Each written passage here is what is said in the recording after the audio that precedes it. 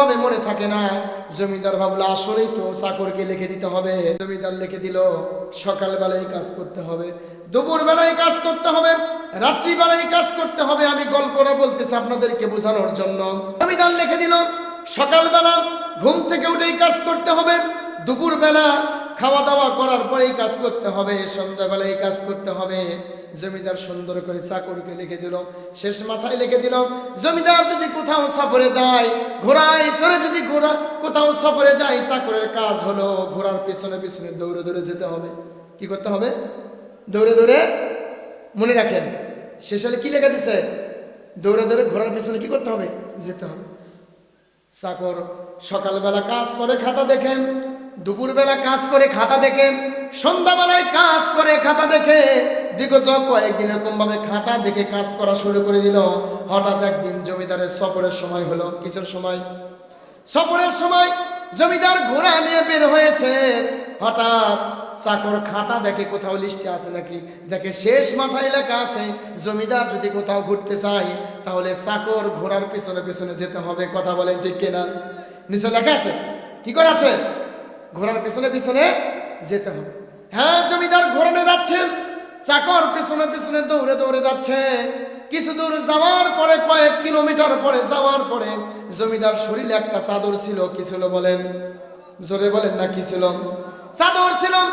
চাদরটা বাতাসে জমিদারের শরীর থেকে মাটিতে পড়ে যায়।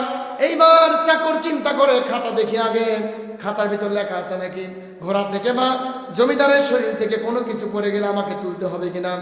চাকর বের করে পুরো খাতা খুঁজে খুঁজে দেখে কোথাও লেখা নাই শরীর থেকে বা ঘোড়া থেকে যদি কোনো কিছু পড়ে যায় আমাকে তুলতে হবে। এটা খাতার এক জায়গায়ও লেখা নাই। কি নাই? কারণ খাতার ভিতর কি নাই? লেখা নাই। চাকর আর জমিদারের দামি চাদর না তুলে ঘোড়ার পিছনে পিছনে দৌড়ে দৌড়ে যাওয়া শুরু করে দিল। গন্তব্যস্থানে যখন জমিদার গেল, জমিদার বলল চাকর আমার শরীরে একটা দামি চাদর ছিল, এই চাকর আমার এই চাদরটা রাস্তার ভিতর হয়তো পড়েছে, তুমি দেখেছো নাকি?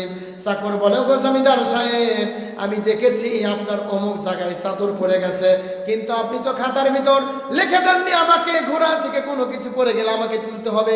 কারণ আমি খাতা দেখে দেখে আপনার কাজ করে দিই, একটা কাজও বাদ দিই না, একটা কাজও কি করি না। জোরে বলেন কি করি না? বাদ দিন না। আপনি খাতা ভিতর লিখে দিচ্ছেন, সেই অনুযায়ী আমি কাজ করি। সকালে কাজ সকালে করি, দুপুরে কাজ দুপুরে করি, রাতের কাজ রাতে করি। আপনি আবার লিখে দিচ্ছেন ঘোড়া যদি কোনো কোথাও সফরে যান আমাকে পিছনে পিছনে দৌড়ে দৌড়ে যেতে হবে। ওগো জমিদার সাহেব, আমি পুরো রাস্তা আপনার পিছনে পিছনে দৌড়ে এসেছি, আপনার চাদর অমুক জায়গায় পড়েছে, আপনার চাদর, কিন্তু খাতার ভিতর লেখা নাই দেখে আমি চাদর আর তুলিনি। চাদর কি করিনি? তুলিনি। এইবার জমিদার চিন্তা করলো ঠিকই তো আছে, কারণ জমিদার আগেই বলেছিল জমিদারকে আমি মন ভোলা মনে থাকেন আমাকে একটু খাতার ভিতর লিখে দিবেন। চাকর এবার সুন্দর করে লিখে দিল যদি সফরকালীন সময় যদি ঘোড়া থেকে কোনো কিছু পড়ে যায় তাহলে যেন চাকর তোলে। চাকর যেন কি করে? তোলে। সেই দিনকার সফর শেষ। চাকর আবার সকাল থেকে সন্ধ্যা পর্যন্ত খাতা থেকে কাজ করা শুরু করে দিল। বিগত কয়েক মাস পর আবার জমিদার একটা সফরের জন্য বের হয়েছে। সফরের জন্য কি হয়েছে? বের হয়েছে। চাকর এবার খাতা থেকে ঘোড়ার পিছনে দৌড়ে দৌড়ে যেতে হবে কিনা দেখে, হ্যাঁ দৌড়ে দৌড়ে যেতে হবে। জমিদার ঘোড়া নিয়ে যাচ্ছে। কি নিয়ে যাচ্ছে বলেন? ঘোড়া নিয়ে যাচ্ছেন। চাকর পিছনে পিছনে দৌড়ে দৌড়ে যাচ্ছে। দেখে চাকর আর নাই। জমিদার একটু দম নিলেন। কি নিলেন? জমিদার পিছন থেকে তাকে দেখে চাকর আর কি পিছনে নাই। কিরে চাকর কোথায় গেল? কিছুক্ষণ পরে চাকর দেখে একটা বস্তা অনেক কষ্ট করে এমন ভাবে নিয়ে আসতেছে, মনে হয় 20-30 কেজি ওজন। চাকর যখন জমিদার কাছে আছে, জমিদার বলতেছে চাকর তুমি পিছনে কি জন্য? এবার চাকর বলেন ওগো জমিদার সাহেব, আপনি সুন্দর করে খাতার ভিতর লিখে দিয়েছেন ঘোড়া থেকে যদি কোনো কিছু পড়ে যায় আমাকে তুলতে হবে। ও জমিদার সাহেব, আপনি পিছনে যান, দেখেন কোথাও জায়গায় আমি আপনার কথা যে 2 নাম্বারই করিনি, সঠিক কথাগুলো মেনে নিয়েছি। এই ঘোড়া যত জায়গায় পায়খানা করেছে সমস্ত মলগুলো এই বস্তার ভিতরে আমি নিয়ে এসেছি, একটা জায়গায় আমি বাদ দেইনি, একটা জায়গায় এক টুকরো নাই, সমস্ত কিছু মুছে এই বস্তার ভিতর নিয়ে যাচ্ছি।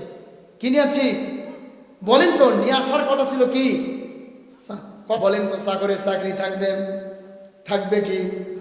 থাকবে না। কারণ তোলার কথা ছিল চাদর, আসল জিনিস তোলেনি, যেটা দরকার নাই সেটা নিয়ে যতবার আপনি চলাফেরা করেন না কেন ওই চাকরে আর কি থাকবে না, চাকরি থাকবে না।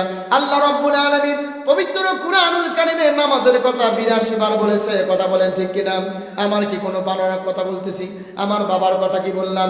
আপনাদেরকে বোঝানোর জন্য বলতেছি। আল্লাহ রাব্বুল আলামিন এতবার নামাজের কথা বললো, যদি সেই মালিকের হুকুম যদি সঠিকভাবে না পালন করেন, বলেন তো আমার আপনার জায়গা কি জান্নাতে হবে না জাহান্নামে হবে? জোরে বলেন, জান্নাতে না জাহান্নাম? আচ্ছা, জান্নাতে কে কে যান? হাত তোলেন তো দেখি। লিল্লাহে তাকবীর, লিল্লাহে তাকবীর। এবার হাত নামান। এখন জাহান্নামে কে কে যাবেন? হাত তোলেন। কেউ যাবেন না? জাহান্নাম কেউ যাইতে চান না, কিন্তু আমরা জাহান্নামের কাজগুলো করি। কথা বলে ঠিক কিনা? ও বাবারা, পর্দার আলে সম্মানিত মা এবং বোনেরা, যুবক ভাইরা আছেন, এই যে আমরা আজকে আমি এখানে আসি, আগামীকালকে এখানে থাকতে পারবো। আমাদের দাম ততটুক পর্যন্ত যতটুক পর্যন্ত আমার পিছনে স্বার্থ আছে। কি কথা বলেন ঠিক কিনা? স্বার্থ যতদিন পর্যন্ত আপনার কাছে নিতে পারবে ততদিন পর্যন্ত আপনার কি আছে? দাম আছে।